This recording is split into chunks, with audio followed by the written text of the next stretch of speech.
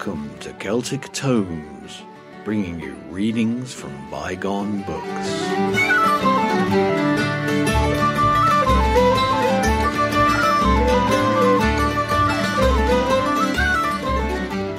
Welcome to Celtic Tomes, bringing you readings from the classic books of Celtic study, myth and folklore.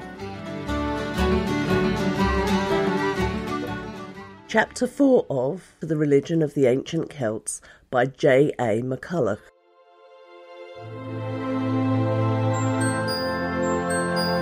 The Tuatha De Danann.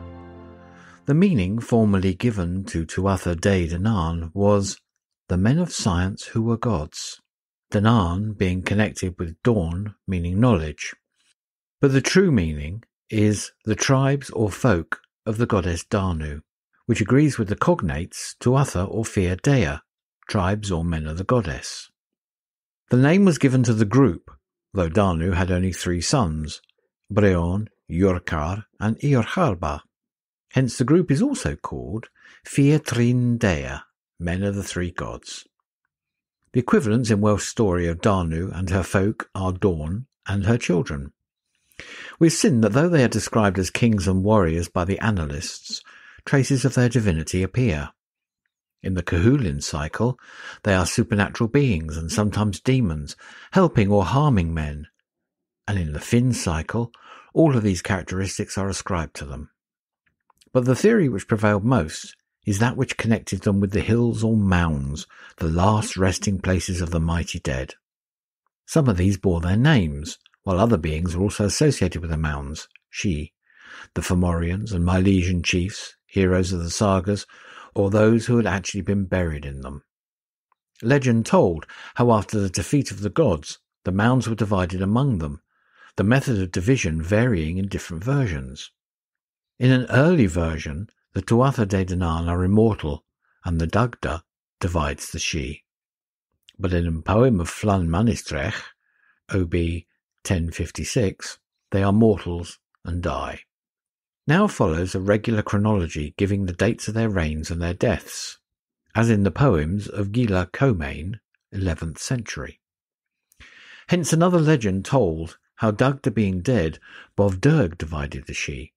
Yet even here Manannan is said to have conferred immortality upon the Tuatha De Danann.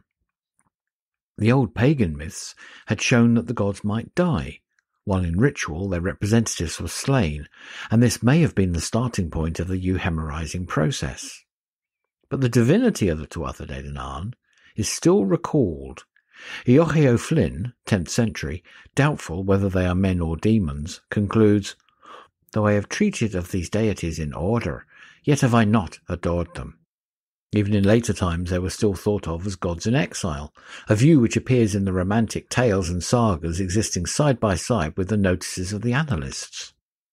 They were also regarded as fairy kings and queens, and yet fairies of a different order from those of ordinary tradition.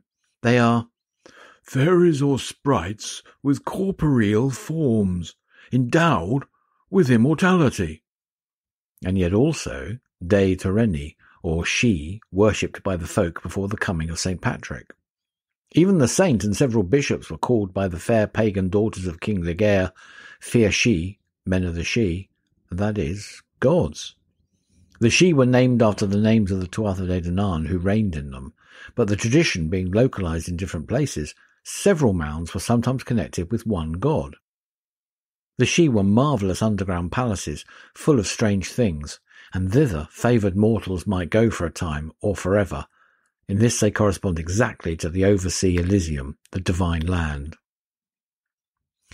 But why were the Tuatha De Danann associated with the mounds? If fairies, or an analogous race of beings, were already in pagan times connected with hills or mounds, gods, now regarded as fairies, would be connected with them. Dr. Joyce and O'Curry think that an older race of aboriginal gods, or she-folk, preceded the Tuatha De in mounds. They may have been the Fomorians, the champions of the Síde, while in Mesca Ulad, the Tuatha De go to the underground dwellings and speak with the Síde already there. We do not know that the fairy creed, as such, existed in pagan times. But if the Síde and the Tuatha De Danann were once distinct, they were gradually assimilated, and thus the Dagda is called the king of the Síde. Ed Abrat and his daughters, Fand and Liban, and Labraid, Liban's husband, are called Síde, and Manannan is Fann's consort. Labraid's island, like the Síde of Midir and the land to which the women of the Síde invite Connla, differ but little from the usual divine Elysium, while Midir, one of the Síde, is associated with the Tuatha De Danann. The Síde are once said to be female, and are frequently supernatural women who run away or marry mortals, and thus there may be a reminiscence of old earth goddesses.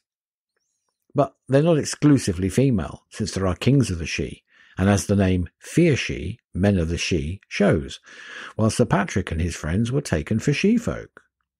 The formation of the legend was also aided by the old cult of the gods on heights, some of them sepulchral mounds, and now occasionally sites of Christian churches. The Irish god, Cenn Cruaich, and his Welsh equivalent Pencreach, whose name survives in Penacrucium, have names meaning chief or head of the mound. Other mounds or hills had also a sacred character. Hence gods worshipped at mounds, dwelling or revealing themselves there, still lingered in the haunted spots. They became fairies, or were associated with the dead buried in the mounds, as fairies also have been, or were themselves thought to have died and been buried there. The haunting of the mounds by the old gods is seen in a prayer of St. Columba's, who begs God to dispel this host, i.e. the old gods, around the cairns that reigneth. An early manuscript also tells how the Milesians allotted the underground part of Erin to the Tuatha Dé, who now retired within the hills. In other words, they were gods of the hills worshipped by the Milesians on hills. But as we shall see, the gods dwelt elsewhere than in hills. Tumuli may already in pagan times have been pointed out as tombs of gods who died in myth or ritual, like tombs of Zeus in Crete or Osiris in Egypt. Again, fairies in some aspects are ghosts of the dead and haunt tumuli. Hence, when gods become fairies, they would do the same. And once they were thought of as dead kings, any notable tumuli would be pointed out as theirs, since it's a law in folk belief to associate tumuli or other structures not with the dead or with their builders, but with supernatural or mythical or even historical personages. If she ever meant ghosts, it would be easy to call the dead gods by this name and to connect them with the places of the dead. Many strands went to the weaving of the later conception of the gods, but there still hung around them an air of mystery, and the belief that they were a race of men was never consistent with itself. Danu gave her name to a whole group of the gods, and is called their mother, like the Egyptian Nath or the Semitic Ishtar. In the annals, she is the daughter of Dagda and has 3 sons. She may be akin to the goddess Anu, whom Cormac describes as Mater Deorum Hibernientium. It was well she nursed the gods. And from her name he derives Anna, meaning plenty, and 2 hills in Kerry are called the Paps of Anu. Thus, as a goddess of plenty, Danu or Anu may have been an early Earth Mother, and what may be a dim memory of Anu in Leicestershire confirms this view. A cave on the Dane hills is called the Black Anis's Bower, and she is said to have been a savage woman who devoured human victims. Earth goddesses usually have human victims, and Anu would be no exception. In the cult of earth divinities, earth and under-earth are practically identical, while earth goddesses like Demeter and Persephone were associated with the underworld, the dead being Demeter's folk. The fruits of the earth, with their roots below the surface, are then gifts of the earth or under-earth goddess. This may have been the case with Danu, for in Celtic belief the gifts of civilization came from the underworld or from the gods. Professor Rees finds the name Anu in the dative Anoniredi, chariot of Anu, in an inscription from Vaucluse, and the identification is perhaps established by the fact that goddesses of fertility were drawn through the fields in a vehicle. Cormac also mentions Buanan as mother and nurse of heroes, perhaps a goddess worshipped by heroes. Danu is also identified with Bridget, goddess of knowledge, Dawn, perhaps through a folk etymology. She was worshipped by poets and had two sisters of the same name connected with leechcraft and smithwork. They are duplicates or local forms of Bridget, a goddess of culture and of poetry, so much loved by the Celts.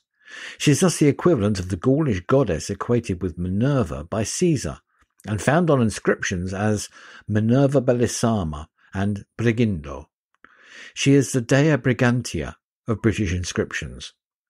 One of the seats of her worship was the land of the Brigantes, of whom she was the eponymous goddess, and her name, compare the Irish brig, power or craft, Welsh bri, honour, renown, suggests her high functions.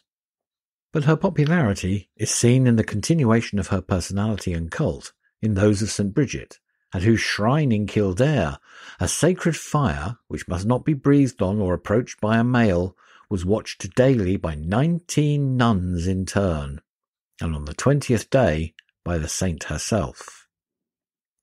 Similar sacred fires were kept up in other monasteries, and they point to the old cult of a goddess of fire, the nuns being successors of a virgin priesthood like the Vestals, priestesses of Vesta.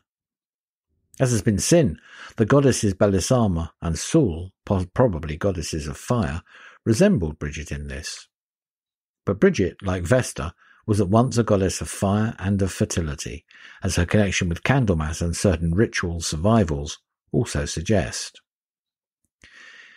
In the Hebrides, on St. Bride's Day, Candlemas Eve, women dressed a sheaf of oats in female clothes and set it with a club in a basket called Breed's Bed, and then they called Breed is come, Breed is welcome.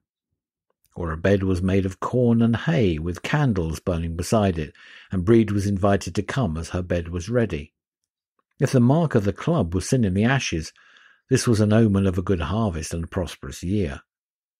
It's also noteworthy that if cattle cropped the grass near St. Bridget's shrine, next day it was as luxuriant as ever. Bridget, or goddesses with similar functions, was regarded by the Celts as an early teacher of civilization, inspirer of the artistic, poetic and mechanical faculties, as well as a goddess of fire and fertility.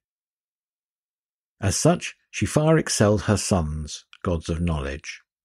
She must have originated in the period when the Celts worshipped goddesses rather than gods, and when knowledge, leechcraft, agriculture, inspiration were women's rather than men's. She had a female priesthood, and men were perhaps excluded from her cult, as the tabooed shrine at Kildare suggests. Perhaps her fire was fed from sacred oak wood, for many shrines of St. Bridget were built under oaks, doubtless displacing pagan shrines of the goddess. As a goddess, Bridget is more prominent than Danu, also a goddess of fertility, even though Danu is mother of the gods. Other goddesses remembered in tradition are Cleena and Vera, celebrated in fairy and witch lore, the former perhaps akin to a river goddess Clota, the Clotoida, a fountain nymph of the continental Celts. The latter, under her alternative name Dira, perhaps a form of the goddess of Gaul, Dirona. Onya, one of the great fairy queens of Ireland, has her seat at Knockany in Limerick, where rites connected with her former cult are still performed for fertility on Midsummer Eve. If they were neglected, she and her troops performed them, according to local legend. She is thus an old goddess of fertility, whose cult, even at a festival in which gods were latterly more prominent, is still remembered. She is also associated with the waters as a water nymph captured for a time as a fairy bride by the Earl of Desmond. But older legends connect her with the Sidhe. She was the daughter of Iucharbal, king of the Sidhe in Knockany, the grass on which was annually destroyed at Samhain by his people, because it had been taken from them, its rightful owners. Oilil Olum and Fechus resolved to watch the Sidhe on Samhain Eve. They saw Iucharbal and Onya emerge from it. Fechus killed Iucharbal, and Oilil tried to outrage Onya, who bit the flesh from his ear, hence the name of Bear Ear. In this legend we shall see how earlier gods of fertility come to be regarded as hostile to growth. Another story tells of the love of Oilein, Eochabar's son, for Manannan's wife, and that of Onya for Manannan. Onya offered her favours to the god if he would give his wife to her brother, and the complicated bit of romance, as St. Patrick calls it, was thus arranged. Although the Irish gods are warriors, and there are special war gods, yet war goddesses are more prominent, usually as a group of three: Morrigan, Neman, and Macha. A fourth, Bav, sometimes takes the place of one of these, or is identical with Morrigan, or her name, like that of Morrigan, may be generic. Bav means a scald crow, under which form the war goddesses appeared, probably because these birds were seen near the slain.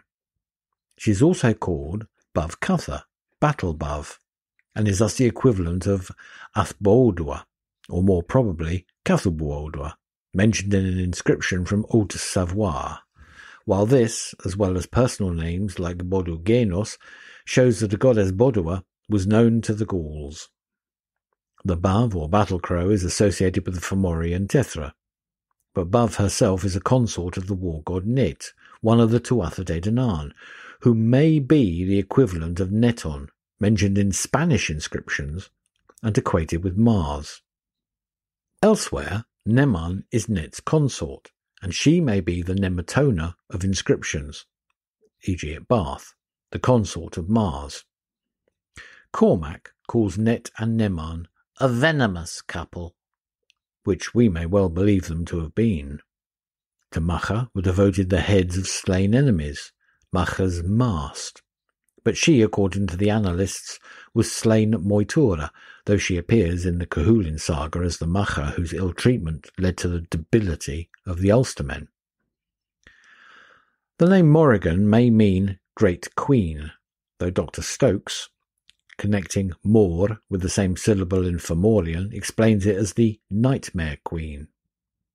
She works great harm to the Fomorians at Moytura, and afterwards proclaims the victory to the hills, rivers, and fairy hosts, uttering also a prophecy of the evils to come at the end of time. She reappears prominently in the Cúchulainn saga, hostile to the hero because he rejects her love, and yet aiding the hosts of Ulster and the Brown Bull, and in the end trying to prevent the hero's death. The prominent position of these goddesses must be connected with the fact that women went out to war, a custom said to have been stopped by Adamnan at his mother's request, and that many prominent heroines of the heroic cycles are warriors, like the British Boudica, whose name may be connected with Budi, victory. Special titles were given to such classes of female warriors: Ban Gais Gedaig, Ban Fenedi, etc. But it is possible that these goddesses were at first connected with fertility, their functions changing with the growing warlike tendencies of the Celts. Their number recalls that of the threefold Matres, and possibly the change in their character is hinted in the Romano-British inscription at Benwell to the Lamnis Tribus, since Morrigan's name is glossed Lamia.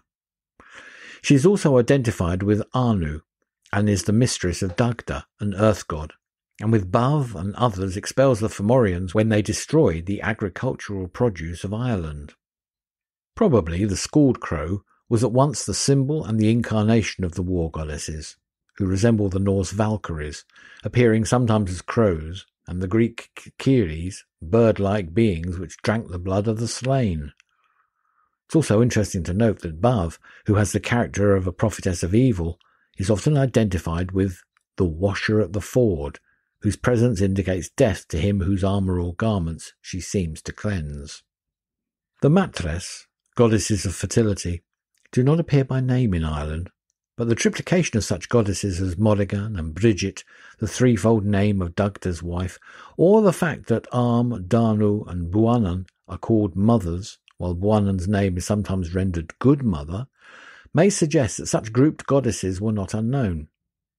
Later legend knows of white women who assisted in spinning, or 3 hags with power over nature, or, as in the Battle of Ventry, of 3 supernatural women who fall in love with Concrithir, aid him in the fight and heal his wounds.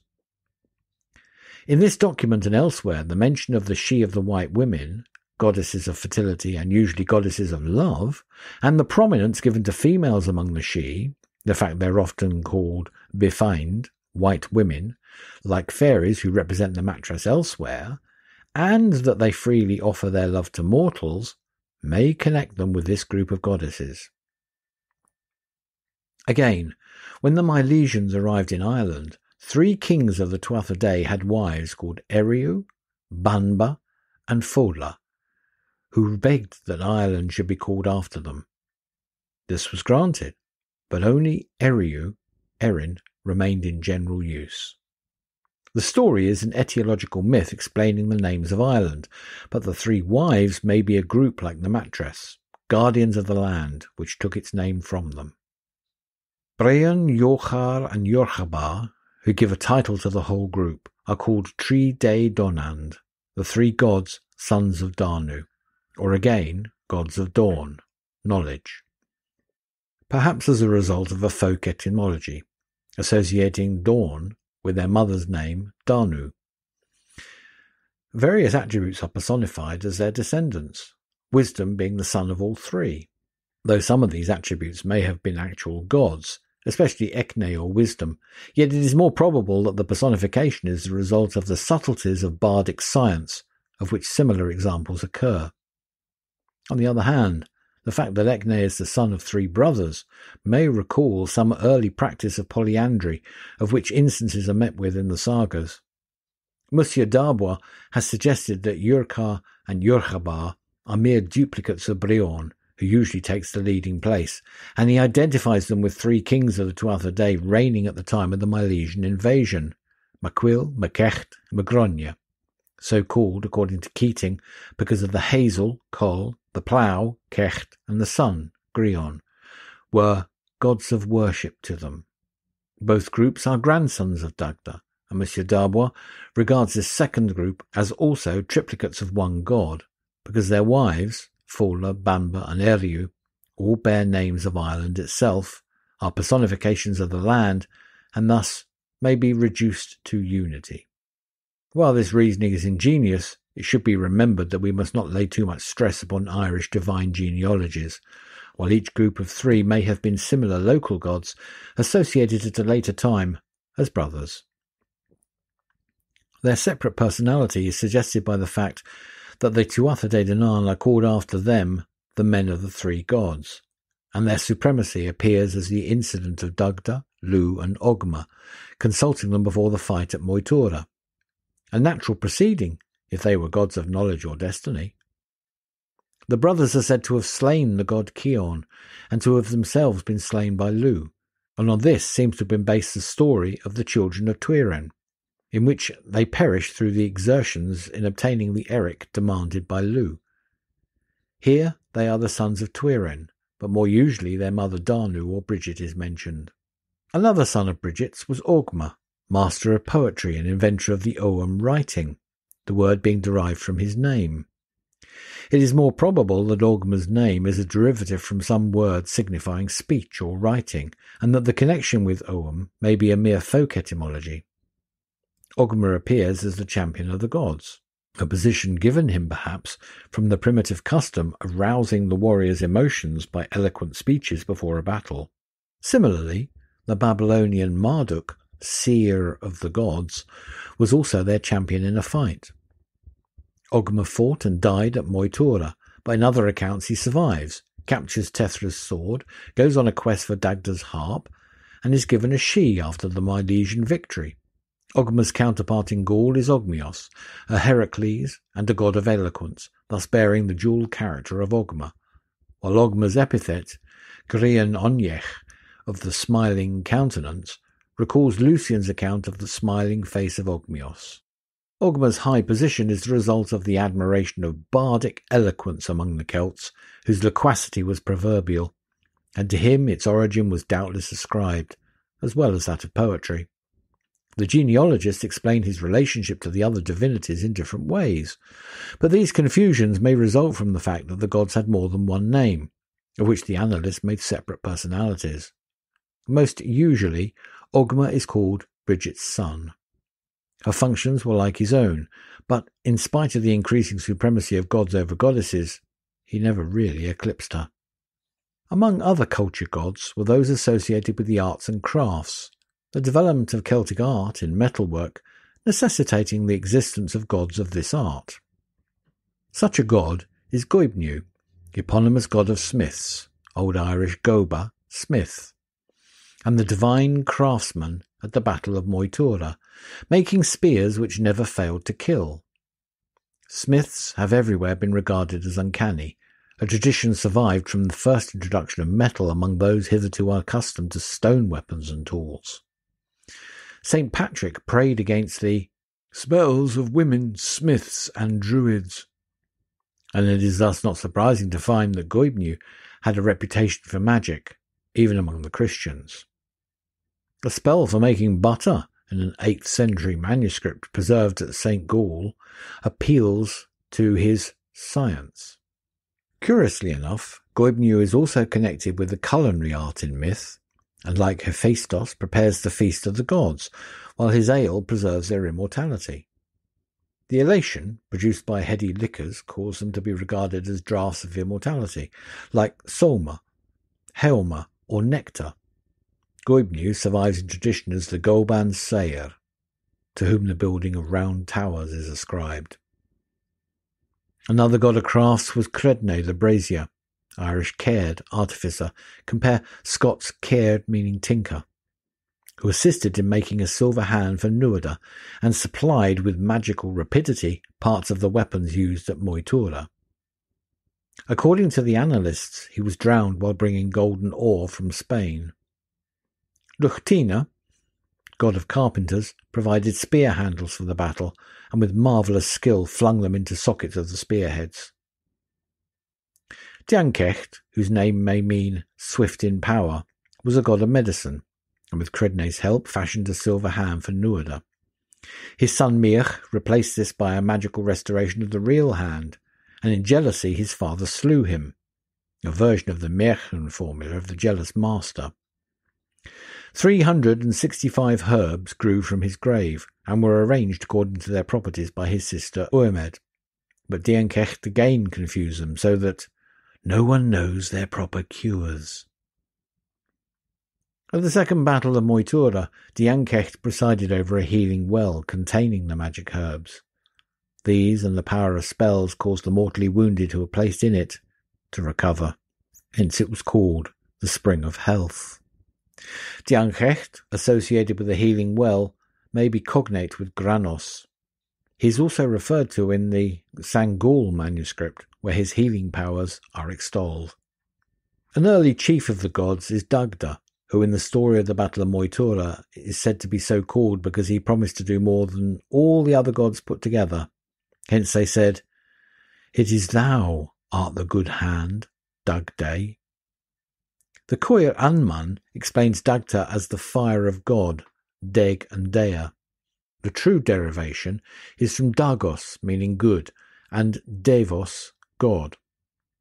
Though Dr. Stokes considers Dagda as connected with Dug, whence Dagda, meaning cunning. Dagda is also called Cera, a word which perhaps derives from car and is connected with the Latin Cerus, creator, and other names of his are Ruad Rofessa, Lord of Great Knowledge, and Yoki Olaher, Great Father. For a great father to the Tuatha De Danann was he. He is also called a beautiful god and the principal god of the pagans. After the battle he divides the bruise, or she, among the gods, but his son Engus, having been omitted by a stratagem, succeeds in ousting his father from his she, over which he now himself reigned. Possibly the survival of an old myth, telling of a superseding of Dagda's cult by that of Engus, a common enough occurrence in all religions. In another version, Dagda being dead, Bodb Dearg divides the she, and Manannan makes the Tuatha Dé invisible and immortal.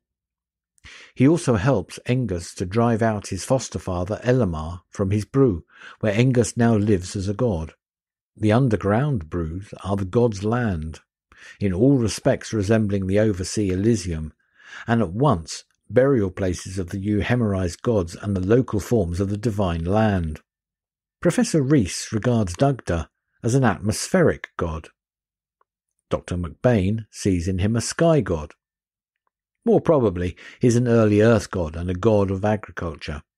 He has the power over corn and milk, and agrees to prevent the other gods from destroying these after their defeat by the Milesians.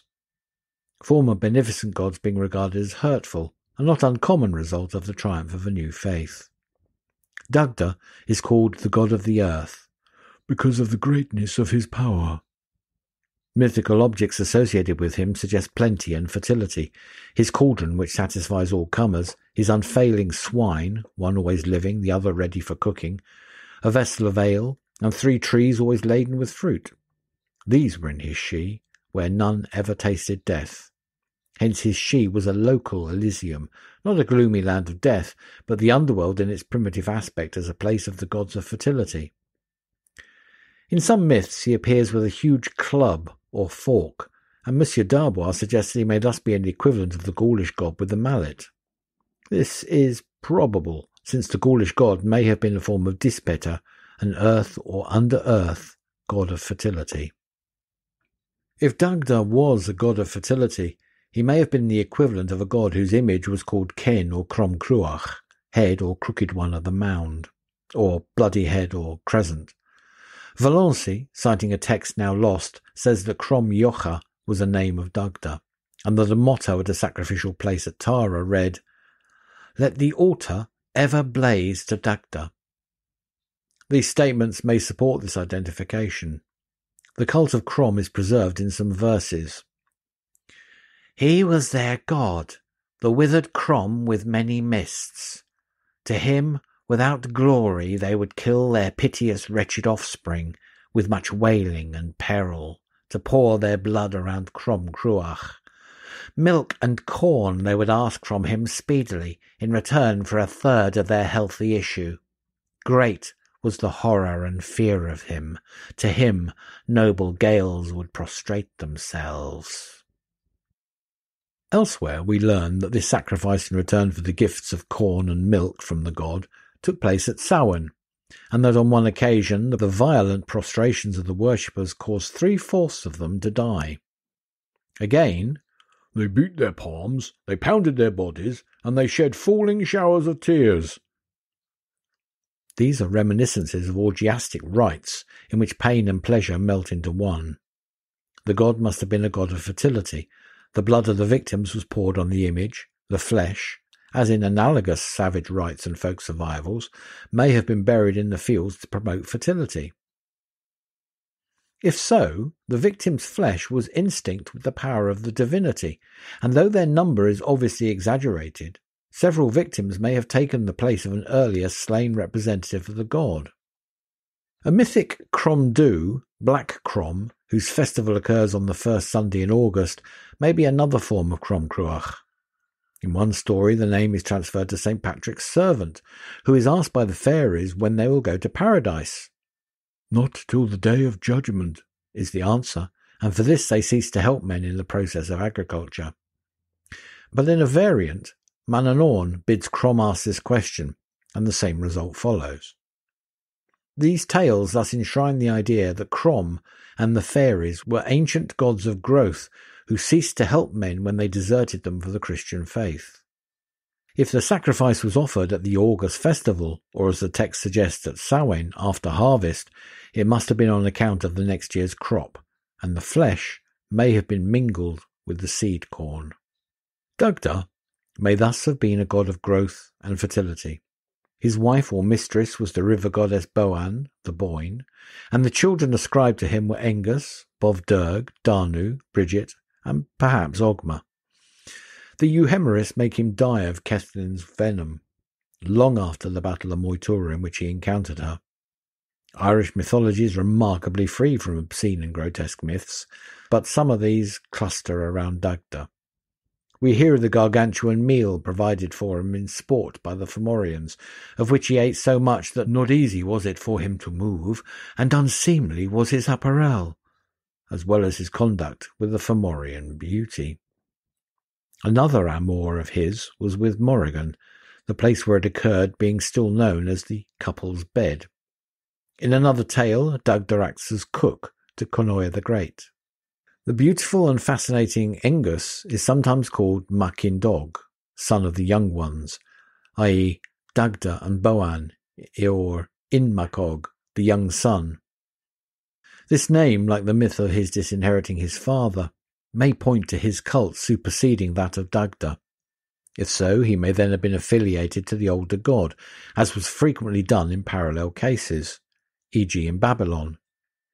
Engus may thus have been the high god of some tribe who assumed supremacy. Ousting the high god of another tribe, unless we suppose that Dagda was a pre-Celtic god, with functions similar to those of Engus, and that the Celts adopted his cult but gave that of Engus a higher place. In one myth, the supremacy of Engus is seen. After the first battle of Moytura, Dagda is forced to become the slave of Breis, and is much annoyed by a lampooner who extorts the best pieces for his rations. Following the advice of Engus, he not only causes the lampooner's death, but triumphs over the Fomorians. On insufficient grounds, mainly because he was patron of Dermot, beloved of women, and because his kisses became birds which whispered love thoughts to youths and maidens, Engus had been called the Eros of the Gaels. More probably, he was primarily a supreme god of growth, who occasionally suffered eclipse during the time of death in nature, like Tammuz and Adonis, and that this may explain his absence from Moytura. The beautiful story of his vision of a maiden with whom he fell violently in love contains too many Mercian formulae to be of any mythological or religious value. His mother, Boann, causes searches to be made for her, but without avail. At last she was discovered to be the daughter of a semi-divine lord of a she, but only through the help of mortals was the secret of how she could be taken wrung from him. She was a swan maiden, and on a certain day only would Engus obtain her. Ultimately, she became his wife. The story is interesting because it shows how the gods occasionally required mortal aid. Equally influenced by Mercian formulae is the story of Engus and Etain. Etain and Fuamnach were wives of Mida, but Fuamnach was jealous of Etain and transformed her into an insect. In this shape, Engus found her and placed her in a glass grianon, or bower filled with flowers, the perfume of which sustained her. He carried the grianon with him wherever he went, but Fuamnach raised a magic wind which blew Etain away to the roof of Eochaid, a noble of Ulster. She fell through a smoke hole into a golden cup of wine, and was swallowed by Eochaid's wife, of whom she was reborn. Professor Rees resolves all of this into a sun and dawn myth. Engus is the sun, Etain the dawn, and the grianon the expanse of the sky. But the dawn does not grow stronger with the sun's influence, as Etain did under that of Engus. At the sun's appearance, the dawn begins, "To faint in the light of the sun she loves, to faint in his light, and to die." The whole story is built up on the well-known Mercian formula of the true bride and the two brothers, but accommodated to the well-known mythic personages, and the grianon is the Celtic equivalent of various objects in stories of the Cinderella type, in which the heroine conceals herself, the object being brought by the hero and kept in his room. Thus, the tale reveals nothing of Etain's divine functions, but illustrates the method of the mythological school in discovering sun heroes and dawn maidens in any incident, mythical or not. Engus appears in the Finn cycle as the fosterer and protector of Dermot. With Mida, Bodb and Morrigan, he expels the Fomorians when they destroy the corn, fruit and milk of the Tuatha De Danann. This may point to his functions as a god of fertility. Although Mida appears mainly as a king of the She and ruler of the brew of Brie, he is also connected with the Tuatha De. Learning that Etain has been reborn and was now married to King Iuchar, he recovered her from him, but lost her again when Iuchar attacked his brew. He was ultimately avenged in the series of tragic events which led to the death of Iuchar's descendant, Conoia. Though his She is located in Ireland, it has so much resemblance to Elysium that Mida must be regarded as one of its lords. Hence he appears as ruler of the Isle of Falga, i.e. the Isle of Man, regarded as Elysium.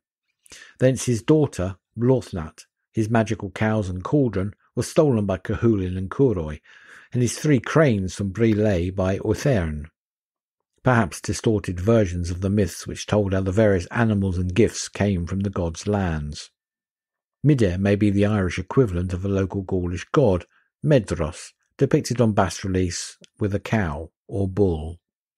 The victory of the Tuatha Dé at the First Battle of Moytura in June, their victory followed, however, by the deaths of so many of them at the Second Battle in November, may point to old myths dramatising the phenomena of nature, and connected with the ritual of summer and winter festivals.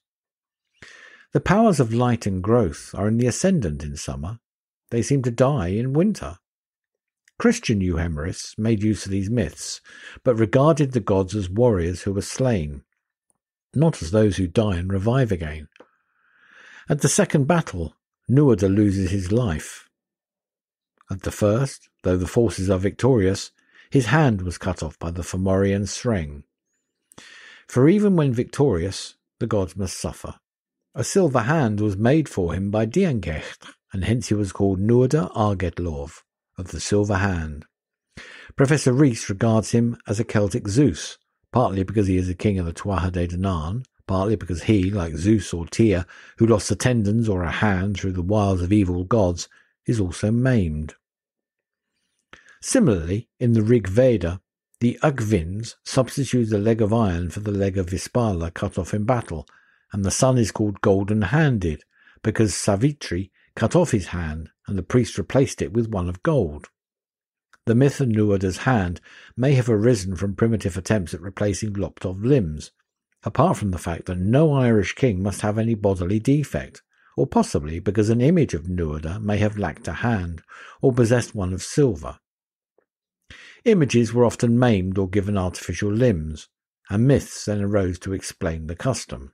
Nuada appears to be a god of life and growth, but he is not a sun god.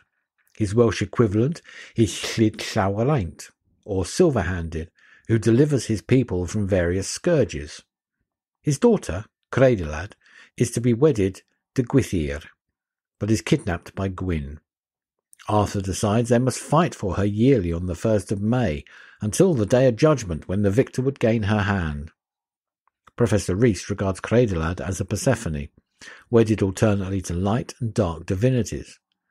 But the story may rather be explanatory of such ritual acts as found in folk survivals, in the forms of fights between summer and winter, in which a Queen of May figures, and intended to assist the conflict of the gods of growth with those of blight.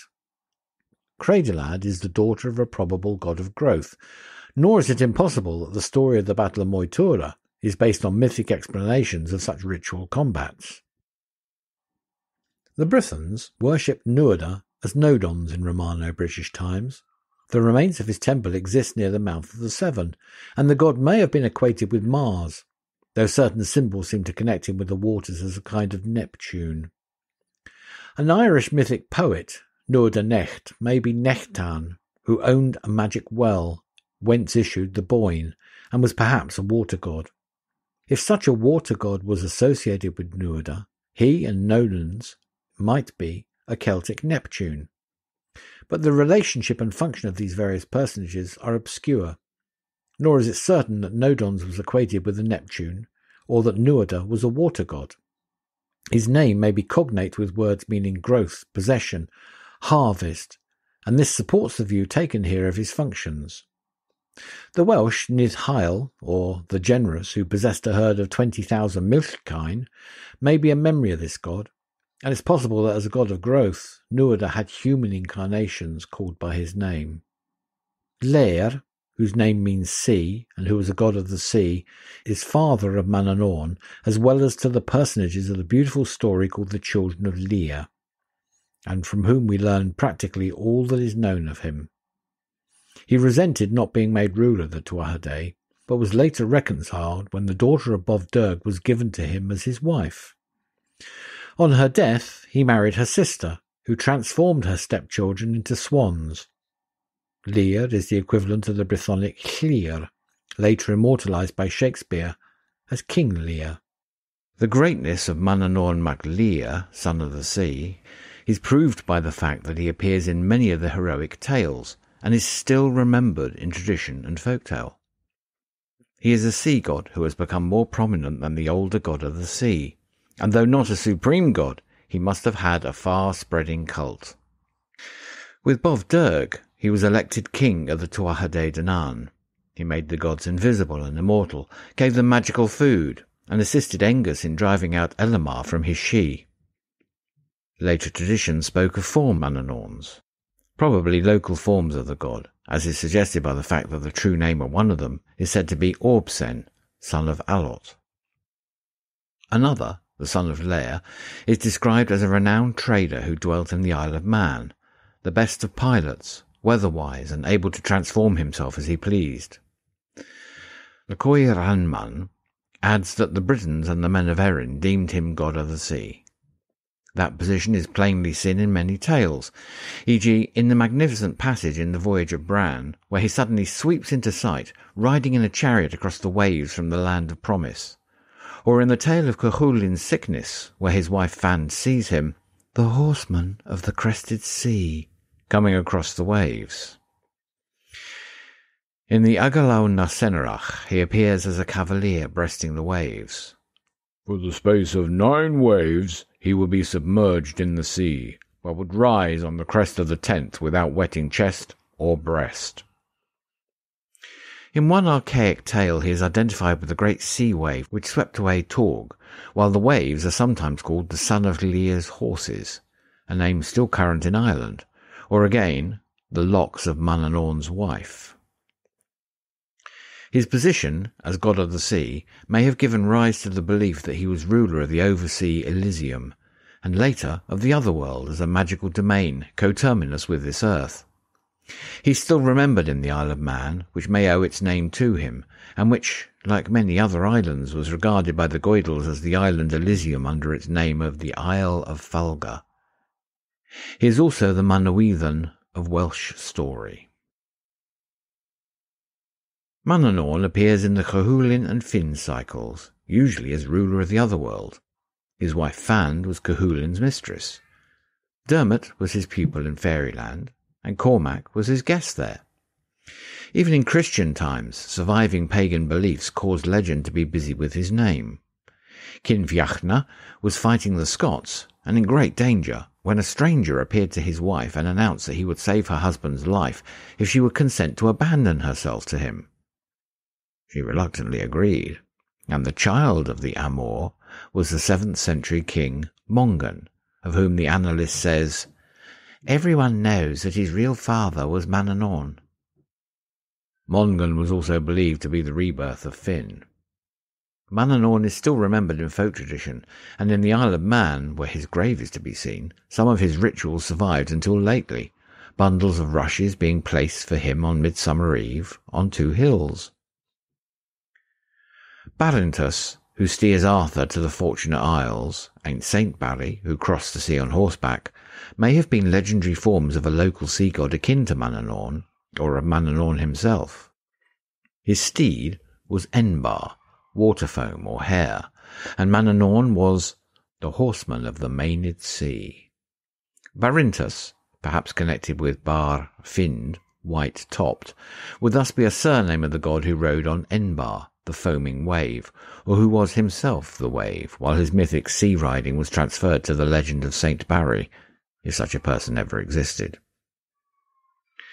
Various magical possessions were ascribed to Manannan, his armour and sword, the one making the wearer invulnerable, the other terrifying all who beheld it, his horse and canoe, his swine which came to life again when killed, his magic cloak, his cup which broke when a lie was spoken, his tablecloth which when waved produced food.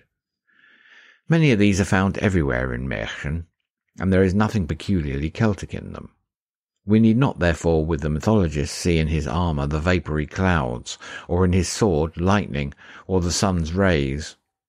But their magical nature, as well as the fact that so much wizardry is attributed to Manannan, points to a copious mythology clustering around the god, now forever lost.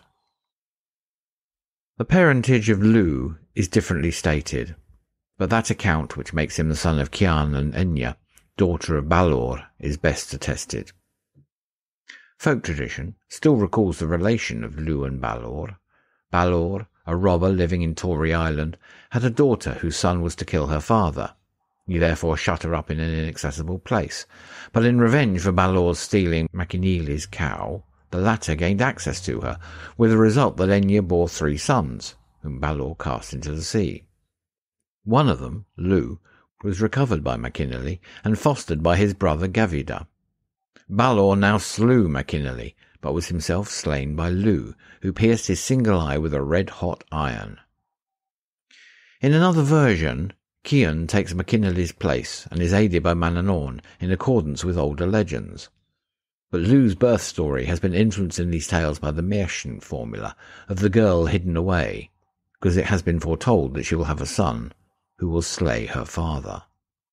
Lugh is associated with Manannan, from whose lands he comes to assist the Tuatha Dé against the Fomorians. His appearance was that of the sun, and by this brilliant warrior's prowess the hosts were utterly defeated. This version, found in the Children of Tuireann, differs from the account of the story of Moitura. Here Lugh arrives at the gates of Tara and offers his services as a craftsman. Each offer is refused, until he proclaims himself the man of each and every art, or Samaldonach, possessing many arts. Nuada resigns his throne to him for 13 days, and Lugh passes in review the various craftsmen, i.e. the gods, and though they try to prevent such a marvellous person risking himself in fight, he escapes, heads the warriors, and sings his war song. Balor, the Evil Eye, he slays with a slingstone, and his death decided the day against the Fomorians. In this account, Lugh Samaldonach is a patron of the divine patrons of crafts. In other words, he is superior to a whole group of gods. He was also inventor of draughts, ball play, and horsemanship. But as Monsieur Darbois shows, Samaldonach is the equivalent of the inventor of all arts, applied by Caesar to the Gallo-Roman Mercury, who is thus an equivalent of Lugh. This is attested on other grounds, as Lugh's name appears in Irish Louth, Lumoy, and in the British Luguvallum, near Hadrian's Wall, so in Gaul the names of Lugudunum, Lyons, Lugudacius, and Lugselva, devoted to Lugus, show that the god Lugus was worshipped there. A Gaulish feast of Lugus in August, the month of Lugh's festival in Ireland, was perhaps superseded by one in honour of Augustus. No dedication to Lugus has yet been found, but images of and inspirations to Mercury abound at Lugudunum Covenarium. As there were 3 Bridgets, so there may have been several forms of Lugus, and 2 dedications to the Lugoves have been found in Spain and Switzerland, one of them inscribed by the shoemakers of Uxama. Thus, the Lugoves may have been multiplied forms of Lugus, or Lugovos, a hero, the meaning given to Lug by Ordavaran. Shoemaking was not one of the arts professed by Lugh, but Professor Rees recalls the fact that the Welsh Llay, whom he equates with Lugh, disguised himself as a shoemaker. Lugus, besides being a mighty hero, was a great Celtic culture god, superior to all other culture divinities. The Euhemerists assigned a definite date to Lugh's death, but side by side with this the memory of his divinity prevailed, and he appears as the father and helper of Cúchulainn, who was possibly a rebirth of the god. His high position appears in the fact that the Gaulish assembly at Lugudunum was held in his honour, like the festival of Lunasa in Ireland. Craftsmen brought their wares to sell at this festival of the god of crafts, while it may also have been a harvest festival. Whether it was a strictly solar feast is doubtful, though Professor Rees and others insist that Lugh is a sun god. The name of the Welsh Llay, light, is equated with Lugh, and the same meaning assigned to the latter. This equation has been contested and is doubtful, Lugus probably meaning hero. Still, the sun-like traits assigned to Lugh before Moitura suggest that he was a sun god, and solar gods everywhere, e.g. the Polynesian Maui, are culture gods as well. But it should be remembered that Lugh is not associated with the true solar festivals of Beltane and Midsummer. While our knowledge of the Tuatha De Danann is based upon a series of mythic tales and other records, that of the gods of the continental Celts, apart from a few notices in classical authors and elsewhere, comes from inscriptions. But as far as can be judged, though the names of the two groups seldom coincide, their functions must have been much alike, and their origins certainly the same. The Tuatha De Danann were nature divinities of growth, light, agriculture, their symbols and possessions suggesting fertility, e.g. the cauldron. They were divinities of culture and crafts and of war. There must have been many other gods in Ireland than those described here, or some of those may not have been worshipped all over Ireland. Generally speaking, there were many local gods in Gaul with similar functions but different names, and this may have been true of Ireland. Perhaps the different names given to Dagda, Manannan and others were simply names of similar local gods, one of whom became prominent and attracted to himself the names of the others. So too, the identity of Danu and Bridget might be explained, or the fact that there were 3 Bridgets. We read also in the texts of the god of Connaught or of Ulster that these were apparently regional divinities, or of the god of Druidism, perhaps a god worshipped specifically by Druids. The remote origin of some of these divinities may be sought in the primitive cult of the earth personified as a fertile being, and in that of vegetation and of corn spirits, and the vague spirits of nature in all its aspects. Some of these still continued to be worshipped when the greater gods had been evolved. Though animal worship was not lacking in Ireland, divinities who are anthropomorphic forms of earlier animal gods are less in evidence than on the continent. The divinities of culture, crafts, and war, and of departments of nature must have slowly assumed the definite personality assigned them in Irish religion. But doubtless they already possessed that before the Goidels reached Ireland. Strictly speaking, the underground domain assigned later to the Tuatha De Danann belongs only to such of them as were associated with fertility. But in the course of time, most of the group, as underground dwellers, were connected with growth and increase. These could be blighted by their enemies, or they themselves could withhold them when their worshippers offended them. Irish mythology points to the earlier preeminence of goddesses. As agriculture and many of the arts were first in the hands of women, goddesses of fertility and culture preceded gods, and still held their place when the gods were evolved. Even war goddesses are prominent in Ireland.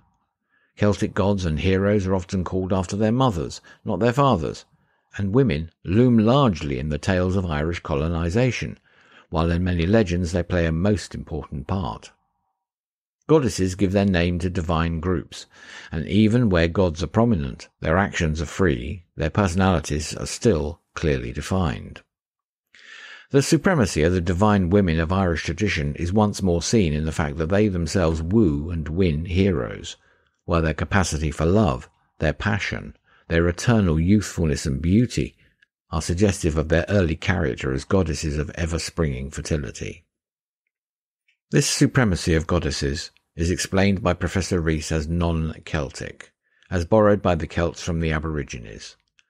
But it is too deeply impressed on the fabric of Celtic tradition to be other than native, and we have no reason to suppose that the Celts had not passed through a stage in which such a state of things was normal. Their innate conservatism caused them to preserve it more than other races who had long outgrown such a state of things.